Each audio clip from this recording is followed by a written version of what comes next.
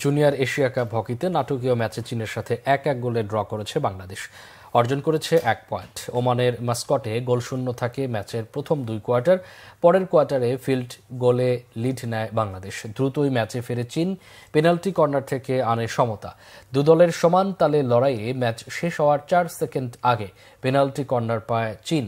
লক্ষ্যভেদে ব্যবধান দ্বিগুণ করে তারা। জয়ের উল্লাসে মেতে ওঠে চীন। তবে বাংলাদেশের খেলোয়াড়রা গোলের বিরুদ্ধে প্রতিবাদ জানান। আম্পায়াররা একবার গোলের সিদ্ধান্ত দিয়ে আবার বাতিল করেন। আম্পায়ারের সিদ্ধান্তে আপত্তি জানায় চীন। ম্যাচ শেষের পরও দাঁড়িয়ে থাকে মাঠে।